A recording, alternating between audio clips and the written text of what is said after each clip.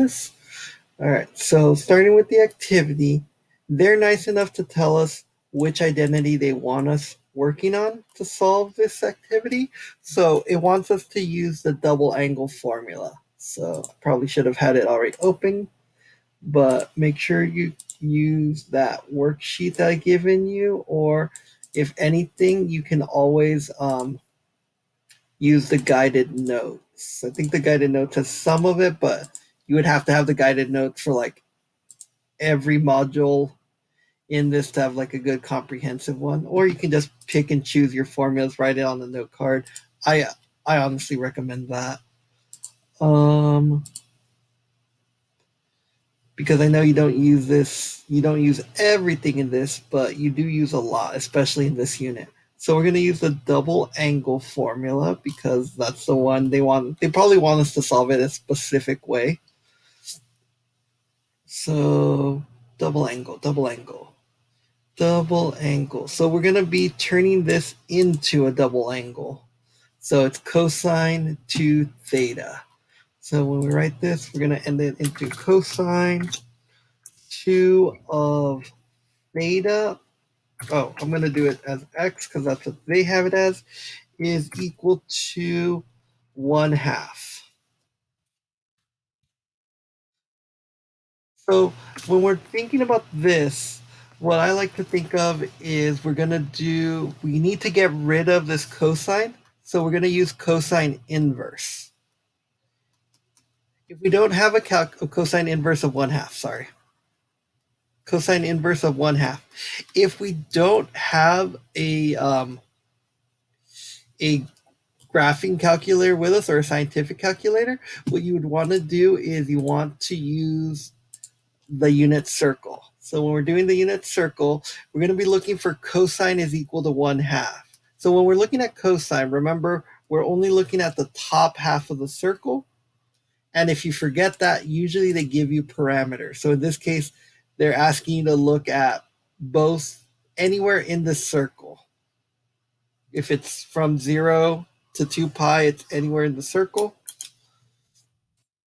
But when we're looking at sine or cosine, everything kind of repeats. So it looks like they want us to not have one answer, but they want us to have all cosine answers. So if we're looking at this, we're looking for 1/2, where x equals 1/2. So that happens at 60 degrees, and it also happens at, oops, I hate how it goes down with me. And it also happens here at 300 degrees. So we're at 60 degrees and 300 degrees. So by doing cosine inverse to both sides, we get two answers. We get 2x equals, they have it in radians, so it's not 0 to 300. So they want us to put our answer in radians. So if we're doing the radiant form, it's pi over 3 and 5 pi over 3. So we have two answers here. We're going to go here and we're going to do, one answer is pi. Oh, this is in Desmos. It doesn't fix it for me. We have pi over 3. And we have another one where 2x equals 5 pi over 3. 5 pi over 3. And because it's 2x, we're going to want to divide by 2 now. So if we're dividing by 2, that means we're going to change the denominator. So if we divide by 2, we get 2 times 3 at the denominator. So this is going to turn into, that's not what I wanted to do, equation. This is going to turn into pi divided by 2 times 3, which is 6. I'm just going to skip that step. I trust you guys already understand how to do that part. And this is going to be x equals, going to use our equation editor again, and fraction 5 pi over 6. So again, by using the double angle formula, like they said, it made this so much easier to solve. This looked complicated. Like you could have done a bunch of things. Like what you could have done was you could have replaced this with 1 minus sine squared theta and all kinds of other stuff. But they're actually helping you out a little bit. Right, Nick? Yeah, I can hear you. It's cool. Morning. So make sure you're looking at the parameters, guys, because normally I would just say, like, oh, just stick with this one. But it looks like since they're going from the entire circle, anywhere in the unit circle, 0 to 2 pi, not including 2 pi. That's why there's a parentheses here. You want to write both answers down. And here you can see, oh, they're writing all three? Why are they doing all three of them? Why are there four answers? There should only be two.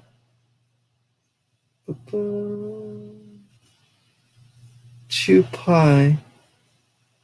There should only be two answers. I don't know why they're coming up. Because 7 pi over 6 is negative. If you go to 7 pi over 6, or 7 pi over 6. Yeah, that's a negative. So that doesn't even make sense. Yeah. I don't know what Momentum is talking about because these are the ones for negative 1/2. It didn't say negative 1/2. It just said 1/2.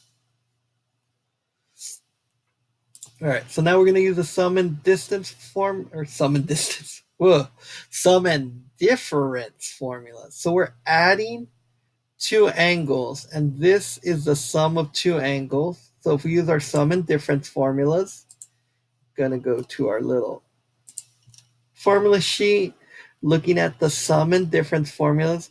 We are sum and difference. We're going to be doing this. So we're going to be splitting this up into two statements. So this is going to be its own statement, and this is going to be another statement. And we're going to solve all the angles. And this time it wants it in degrees. So when we split this up, we're going to do sine adding. So it's going to be sine. So this becomes sine of x cosine of 45, sine of x cosine of 45, and then it's going to be plus, because if I remember correctly, sine is the nice one. If it's plus on top, it's plus on top. And then we're going to do cosine of x. I should put my parentheses for the of x. We're going to do this parentheses of this. And then we're going to do sine of 45 now. We're going to do sine of 45. So that split this up, and we're going to say this is equal to negative 1. All right, now we can actually find cosine of 45. So what we're going to do here is cosine of 45. I have it memorized. It's square root of 2 over 2. So if we do this, it's square root of 2 over 2. So we're going to have, I'm going to do that first just to have the one with the actual answer in the front. So we're going to do square root of 2 over 2.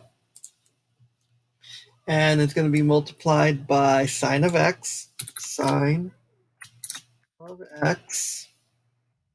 And then we're going to add that to sine of 45. Well, that one's easy. What's happening here is we're just looking at 45 degrees, and it's also square root of 2 over 2. So we're going to do plus square root of 2 over 2, and it's going to be cosine of x. This is going to equal negative 1. So what I see here is I can factor this out.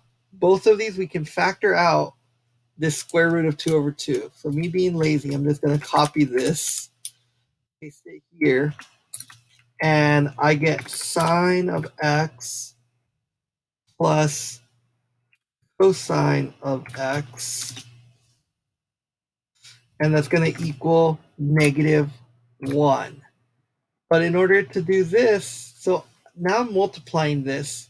So in order to kind of make this a little easier, we get cosine of x plus, or sine of x plus cosine of x. And this is going to equal 2. We need to flip this over. We need to reciprocate it, basically. We need to multiply by 2 over square root of 2. That'll cancel it out, and we need to do this to both sides. So we end up getting this -2 over square root of 2.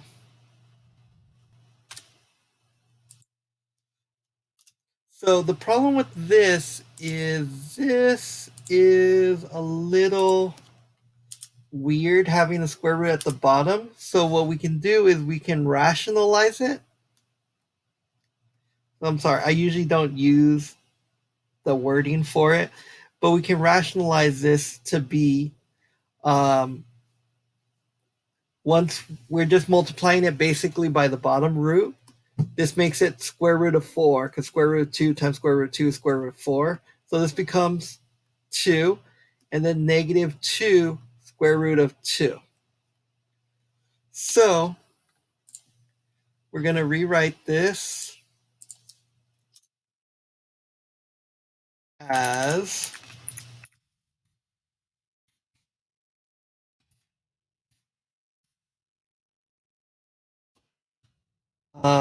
2 square root of 2, because there was nothing we could do to cancel that out. We're going to get rid of the square root symbol, and we get this. So I'm going to leave it like this. I know I can cancel it out to make it negative square root of 2, but the reason why I want to leave it like this is we can see this as negative square root of 2 over negative square root of 2 over 2 minus another square root of 2 over 2. So we can see this as negative square root of 2 over 2 plus negative square root of 2 over 2. So the reason why I'm doing this is this makes it easy. We're just looking for somewhere where the y is negative square root of 2 and the x is also negative square root of 2 over 2. So when we're looking at our unit circle to try to figure this out, the only one that has that in the entire unit circle is 255 degrees. If we take sine of 255 degrees, we get negative square root of 2 over 2. If we take cosine of 225, we end up getting this negative square root 2 over 2. So that's one of the reasons why I'm separating it like that, is to kind of visualize it as adding these two together.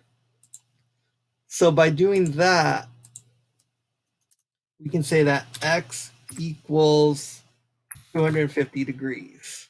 I'm going to put the little degree symbol to be fancy. All right, I don't know if Adventum uses another formula, but for me, if I use the sum and difference formula, I'm stuck with this addition of angles. Oh, I guess you could use the double angle formula. So another strategy could have been to do this. Where is it? I know it's here somewhere. Well, let's see how they solve it. We could have used this right here. I think this would have made it a little more complicated to do this. Oh, wait, it doesn't even have the sine plus cosine. Yeah, so you can't even do the sum and product formulas. Let's see how they do it. But in my opinion, I think it's easier to kind of picture it as you're adding two negative square roots of 2 over 2. Um, bu- bu- bu. Somehow they got rid of the cosine. I don't know how that happened. Oh, I see. They have that. They combined it.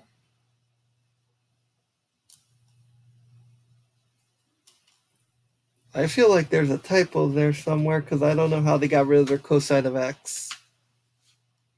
Divide both sides by that. Yeah, there should be no reason why there's that. That's really weird. Oh, they're both sine of x.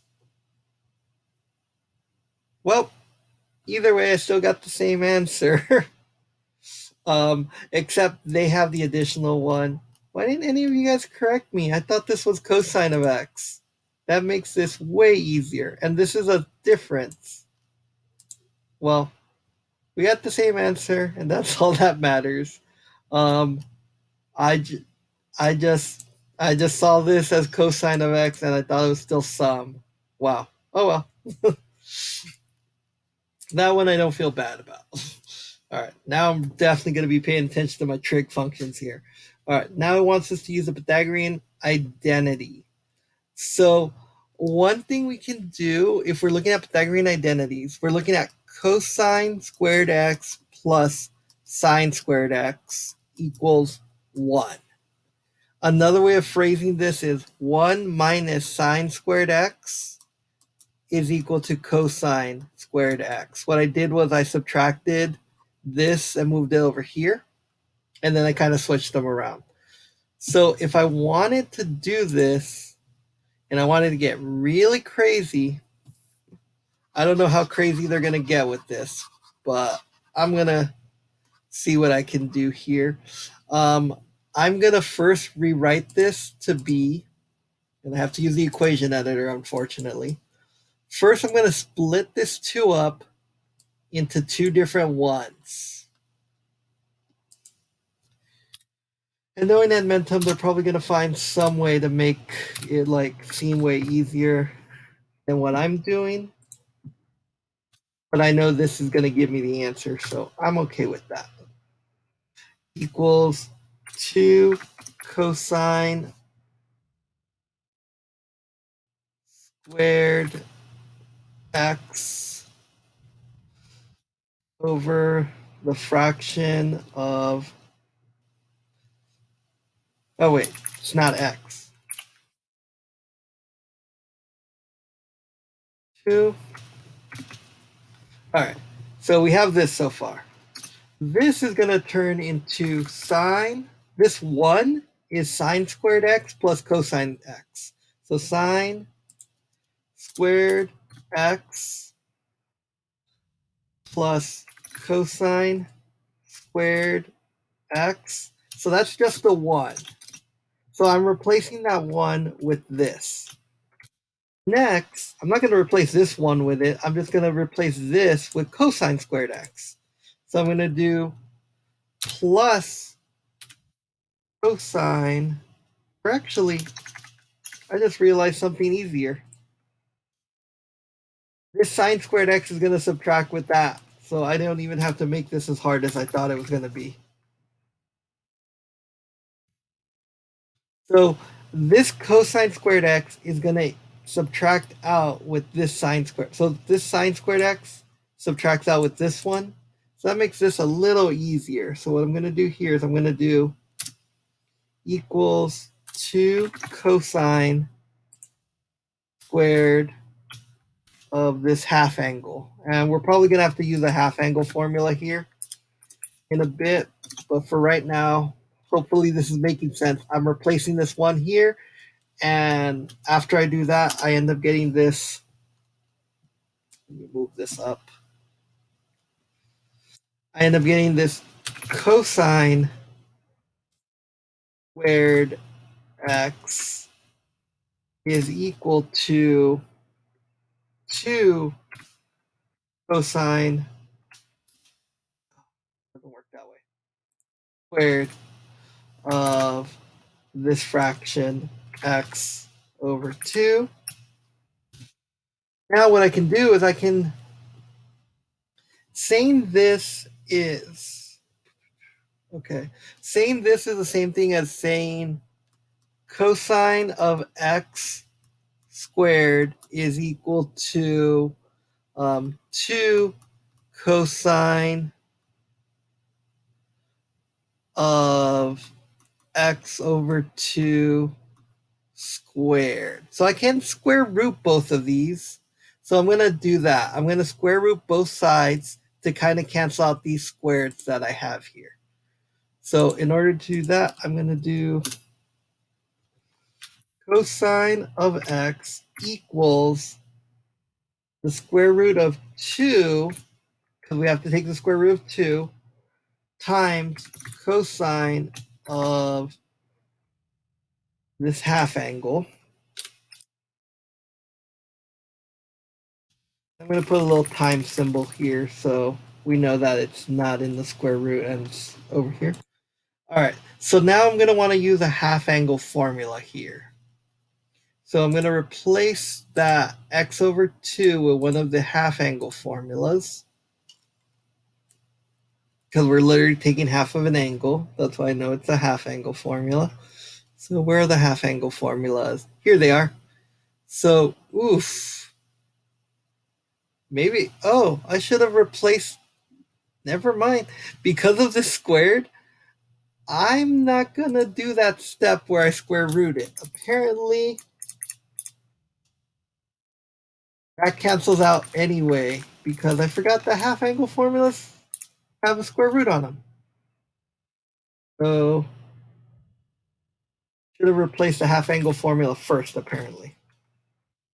Equals 2. We're going to replace that half angle formula, so we're going to end up getting this square root. So this is an entire square root of 1. Where's the plus sign? Plus cosine of x.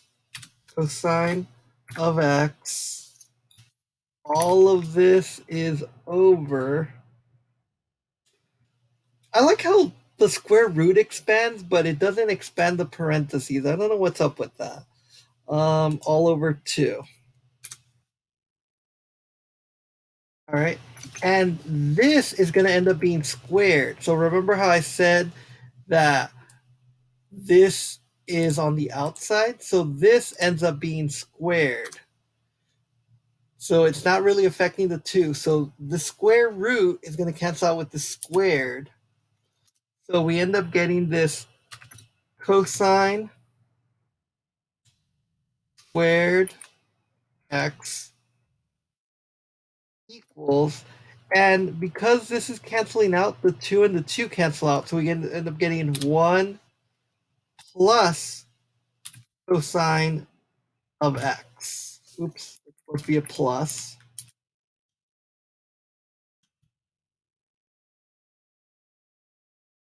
You have to use their parentheses. Oh, does it work that way?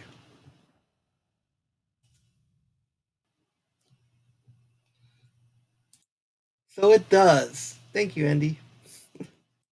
That makes it look way better. I'll use their parentheses then.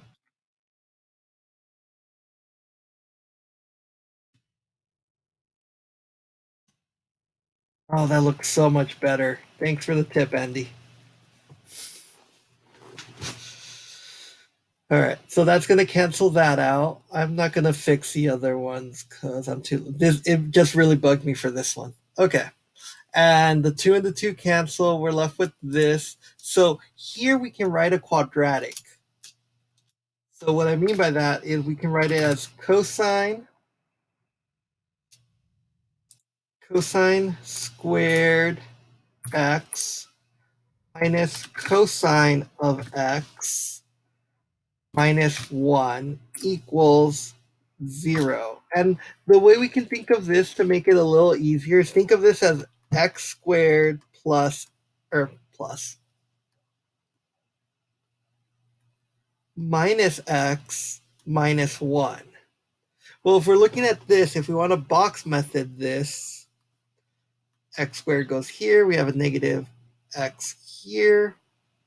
Oh, does this not factor out? This should factor out, but it's not factoring out.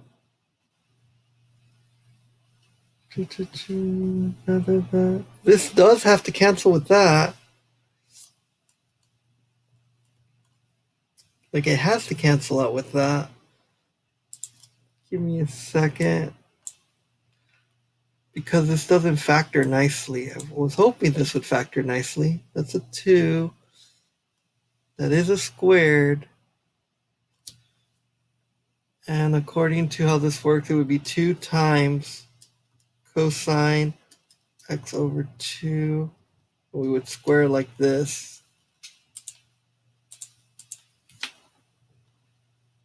Plus or minus. Okay, so this is a plus or minus.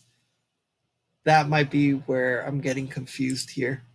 All right, so the plus version doesn't work out. There should be also a minus version of this. So that would be literally the same thing.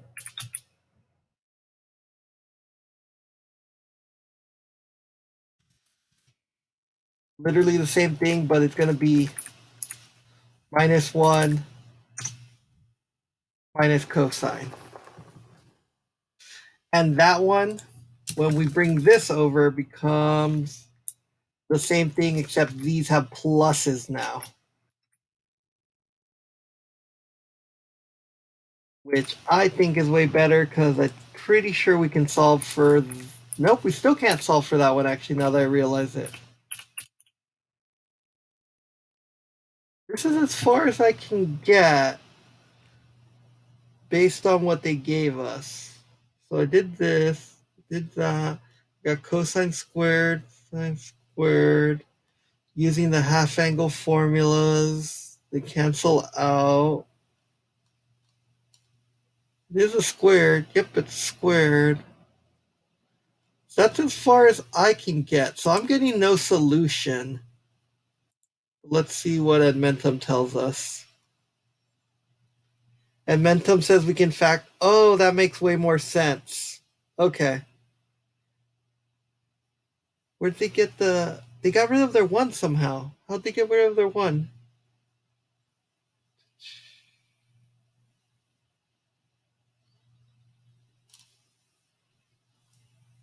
Okay, I see this.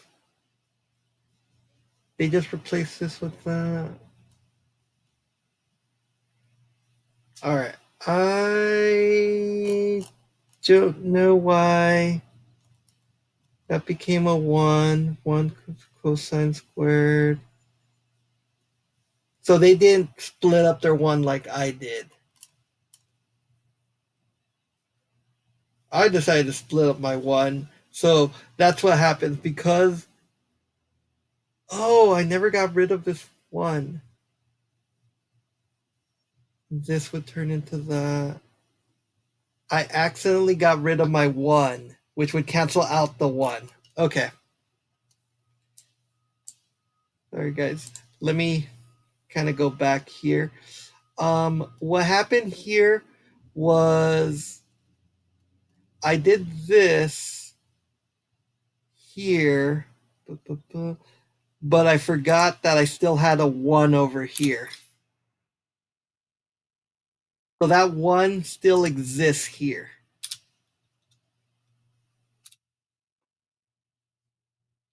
So that 1 still exists over here. That's how come I couldn't factor this. Okay. So if that 1 still exists here, when we bring it over, whether it's positive or negative, there is no longer a 1 here. So I think they still want us to do the positive version. We're only going to do the positive version for now.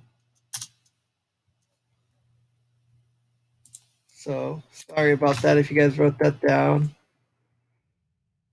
Did you guys kind of understand what happened here? That whole 1 kind of threw everything off. Do you need me to explain it, or are you guys good? Okay. Yeah, that literally me just forgetting that small little 1 was messing everything up. So from here, you can factor out that cosine x, because remember, this exponent right here just means that first you find the cosine and then you square it. they just like, oh, you can just square the function. So that's how come there's always a little squared there. You're squaring the function. And this turns into 1 minus cosine of x is equal to 0. So from here, it becomes two different formulas. Because this is a product, we can use the zero product property, meaning we can do cosine of x equals 0. And we can also do 1 minus cosine of x is equal to 0. This gives us two formulas. When does x equal 0? Or when does cosine of x equal 0? Well, cosine of x equals 0 when our x is, do they want it in degrees or radians? So they want it in radians. It's not going to change this one because x is equal to 0 radians. I'm sorry, not 0 radians, pi over 2. I thought it was sine for some reason. Pi over 2. When is our x value? So if we're doing cosine, we're asking ourselves, when does the x value equal 0? When we're at 90 degrees. At 90 degrees, it's pi over 2. Okay? So that's our first answer. The other answer we need to ask ourselves is, when does cosine of x equal 1? So we're going to bring this over. When does cosine of x equal 1? That one is 0. So we have two answers here because cosine of x is our x value and that one's the 0. So that's how we kind of solve the. Sorry about forgetting that one. I feel like it's always the small ones that kind of affect it. So we have this. And don't forget to put an or here so you can show both of your answers. All right, and that I think matched up with their answers. They have another one here. I don't know why they keep including negatives. Actually, this one I can understand because there was a positive or negative when we do the square root. But even that I feel should cancel out because we're squaring it. Because it's positive or negative here, if we square it, that positive or negative goes away. So yes, it is plus or minus the square root of 1 plus cosine x over 2. But because we're squaring it, it doesn't matter if this was positive or negative, it goes away. So I don't know why Edmentum keeps wanting to do the negative version of these answers, but it's not the 3/2. That would be if you wanted x is equal to negative, or cosine of x is equal to -1, which we're not doing. We're only doing +1. So moving on to this next one, we want to do the double angle identity. So we're doing double the angle of cosine, which I think is like sine. I'm not even going to try to remember that. This is why I use my formulas, guys. I'm too old to remember all these formulas. All right, so we're going to replace that sine cosine with one of these. We want to replace it with something that kind of cancels this out. So I do kind of want the cosine to kind of cancel out. So I'm not going to use anyone with cosine. I see that all of these are sine. So I'm like, I'm just going to use this one. This one doesn't have cosine at all. So I want to use that one. So I'm going to replace this cosine 2x with 1 minus sine of sine 1 minus sine 2 sine squared. Ooh, equation editor time. 1 minus 2 sine squared of x. And then I can write down the rest of the equation, which is plus sine squared of x minus sine x equals 0. And these two sine squareds of x's actually cancel out really nicely. So we end up getting 1 minus sine x equals 0, which means when does sine of x equal 1? So we're looking on the unit circle. When does our y value equal 1? If we're dealing with sine, we're dealing with the y value. So when does the y value equal 1? Knowing Edmentum, they're also going to include the negative version of this. I don't know why they keep including that. So our only answer should be pi over 2. It's really weird because usually when I'm having trouble with Edmentum, it's like, oh, I forgot to consider this fact. But this one, they're like, oh, we're going to do the plus or minus version of it. So this has to be pi over 2. When does sine equal 1? At 90 degrees, which, since they're telling, oh, actually, they're being nice. They're giving it to us in degrees. If we look here, it's in degrees. So 90, where's the degree symbol? There it is, 90 degrees. And knowing them, they're going to be like, it's 90 and it's also 270. Oh, actually, they came to their senses. So for this, I would give myself a 3. I forgot the 1. Knocking myself a lot of points off because that was a really, really careless mistake. All right. And let's scroll up here.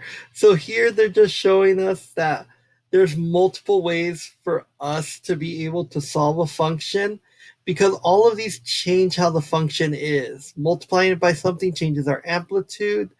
Adding something to the angle is going to end up shifting it left and right. Multiplying it by the x changes our multiplying by the x changes our horizontal compression. So it can either be compressed or expanded horizontally. Whereas this one changes the horizontal or the vertical compression or stretch. And then this just translates it, or yeah, translates the word. This moves it up or down. So this moves it left and right. This changes how fat or skinny these are. This changes how tall it is. And using U substitution will allow us to find these x values a lot easier. And then U substitution also lets us use other tools that we learned in Algebra 2 and such. All right, and then here it's just teaching us about phase shift. If you don't remember phase shift, it's this idea of how far it moves to the left and to the right. Because we're multiplying the x by something and adding it, it really affects how far we kind of move this. Another thing this talks about is periods. So the period is always the standard period, which a standard period is always going to be 2 pi, and we're going to divide it by this. So maybe I got ahead of myself talking about phase shift. Now that I look at this, I'm like, wait, they're not talking about phase shift yet. This one's just talking about how small this is or how long it is. And the way you do it is you always do a standard phase shift divided by your multiple of x. So in this case, they're doing b is equal to 60 because in that last problem we had, it was 60x. So this is a smaller period. This period repeats every 60 degrees. So every 60 degrees, this period is going to keep repeating. All right, so let's try to graph some functions. So solving trigonometric functions by graphing, solve each function by graphing is equal to x radians. What? Okay, So they want this to equal x radians. They want this to equal 1 plus 3x. All right, so solving this by graphing. Let me see if it makes sense when I go into Desmos, because I'm like, I would just rather solve this algebraically, thank you.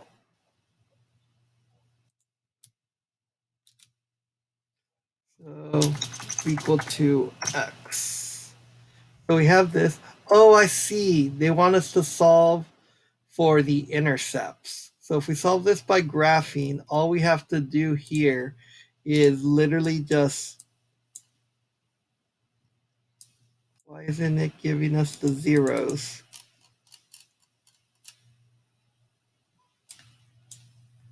I'm trying to see why this isn't just giving us zeros. So whenever you do this, you're essentially trying to make it equal to 0, but I'm not sure why Desmos isn't letting me. They usually let me click on a point and then I could just glide it.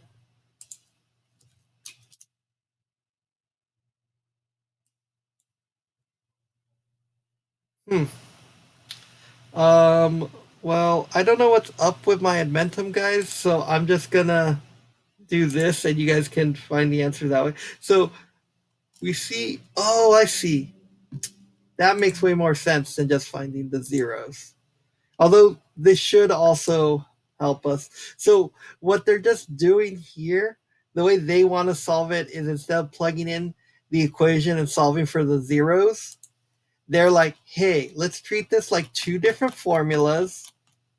So they're going to have like a formula here. That's why it doesn't let me do it, because it wasn't a y equals, it was an x equals. Okay. Which is good, because that means Edmentum's really going to help us out with this one. So they're treating it like two different formulas, and Edmentum or Desmos definitely likes this better. So we have one answer here and another answer here. So all of these are points that are valid answers. So these are usually some type of fractions, but if we're using graphing anyways, unless, let me see if I can change this. Desmos is kind of cool because you can change what's called the step into different things. So I wonder if I change the step by pi, if this will solve it for me. If it'll give me my coordinates in terms of pi. It does not. So unfortunately, it doesn't give you the coordinates in terms of pi. You can always round it, but that's how they're getting the answers here. So, oh, they didn't even, yeah. So we're solving for these x's. So that's how you would solve this using graphing. So using this one, we want to solve using graphing. So this is going to be its own equation right here. And unfortunately, they took a picture, so I can't copy and paste it. So now, Desmos. So now if I want to do this on Desmos, I'm going to move this over here because I need this for later, and I keep bumping into these.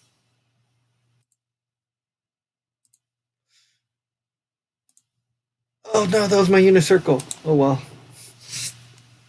All right, so if I want to do this on Desmos, I'm 3 plus 4 sine of pi. In Desmos, you can actually type in pi and it will fix it for you. And you can highlight and put it a division sign and it'll actually divide over for you. So I am a huge fan of the Desmos calculator if you haven't figured that out by now. Minus pi over 4. So this one is a lot it's easier to solve by graphing. It's always easier to solve by graphing, but we don't always have graphing calculators. Minus 1 minus 3x, and I don't even, yeah, you don't even have to put y equals. So this one has 3 solutions. Also, we have one here, and you can click on them to keep them on screen. And here. So we have that one, and that one. If you zoom in and out, unfortunately, it gets rid of them. So I'm going to click submit, and then you guys can see here are our answers right here. Does it want you? It doesn't want you to do it, but I recommend taking a picture. That way you can understand this later. So I would totally screenshot this with the answers in place. That way you can understand where you end up getting these answers from. If you can find a good like zoom in volume. You can also like, let's say like this isn't that helpful because of how crunched it is. You can always change your range. For example, I'm going to want my y-axis to be from negative 2 pi all the way to 2 pi.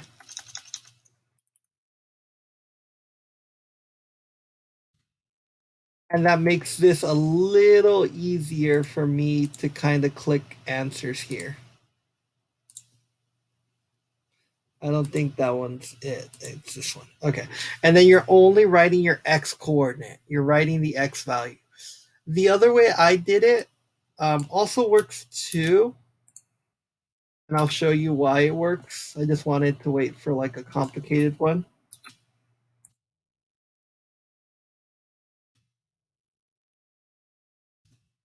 If I look, the x values where they're crossing each other is the same where we get these zeros. So either way works by graphing. I actually kind of like how Admentum did this. They're like, just treat it like two different formulas, and where they cross each other, that's your answer. The other option is to literally just type this whole formula into Desmos and solve it. So now that we kind of have some more practice, I'm just going to do this, and you guys can. I'm sorry, did you guys want me to give you more time to write down the answers?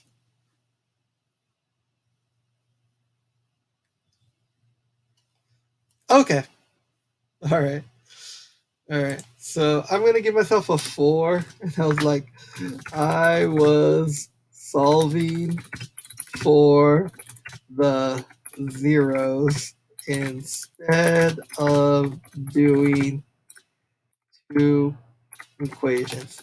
I honestly think if Desmos was a little nicer about it, that would be easier to do because then you could just click on where they intersect. But apparently, Desmos only lets you do that if you have a y equals. So I actually honestly think that way is better because you just literally look at the zeros. There's no confusing it. Like, well, are we looking for the y's? Are we looking for the x's?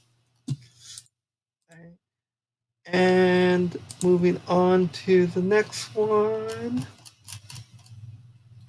real world problems. So this usually talks about like oscillating stuff.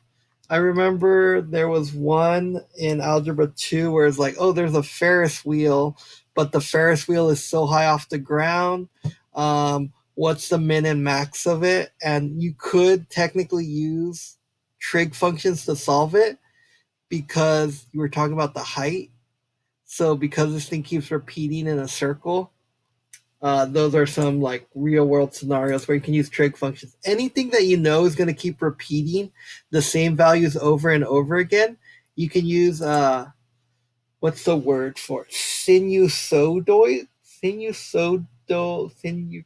It's this really weird word, just meaning that you can use trig to solve for things that keep oscillating, they keep going back and forth.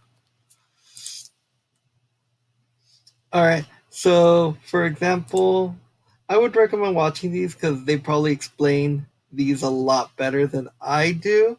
Um, if you look at this, it kind of mimics the first part of a sine function.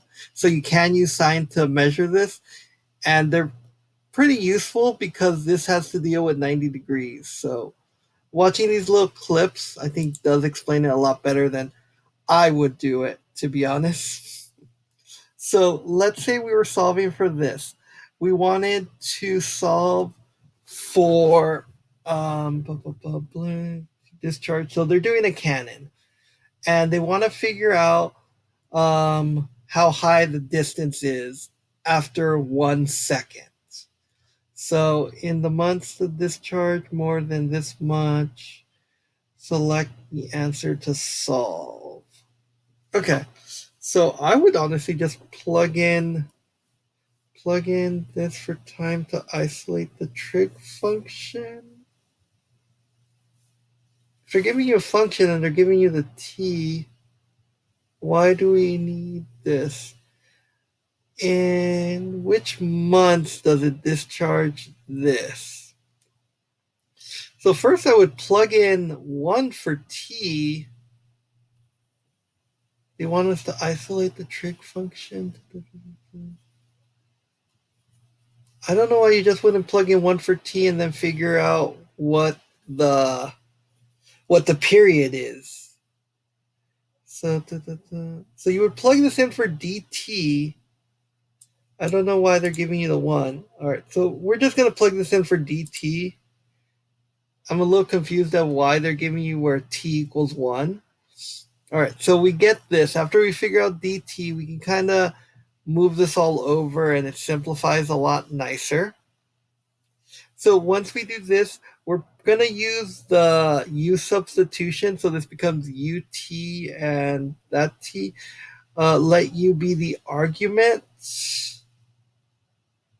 Yeah, you can let this be the argument. So the whole argument is everything in parentheses. So because these aren't the same, you can't make it ut minus u. You have to make it the whole argument. Then you'll have like sine of u equals 1/2. So we're going to let u be the argument of sine. From there, we can figure out that sine is equal to 1/2. When does sine equal 1/2? Sine equals 1/2 when the y is a little bit on the unit circle. So this is a short sine. So this should be 30 degrees. Or they're going to do it as solve for this. Yeah, we're going to wait, what? Solve for this and plug it in. Solve for u and plug it into that. Oh, I see what we're doing. So that's where we get our 30 degrees or pi over 6. And then we're going to set pi over 6 equal to our u. From there, what we're going to do is we're just going to solve for t. So we're going to use algebra to solve for t. Use the equation for each t. Solve each equation for all values of t. Solve each equation for a single value. This should be a single value of t. Oh, we don't know what the period is though. Oh, because there's 2. In a circle, there's always 2 answers. That's what it meant by it. So this, for example, has the same cosine. If we're dealing with sine, there's a sine here and a sine here. And I'm not sure if there's more work in here or this is more description. We'll finish this off on Monday. That way, you guys, we don't have class on Wednesday. I don't know if any of your teachers have said that. I guess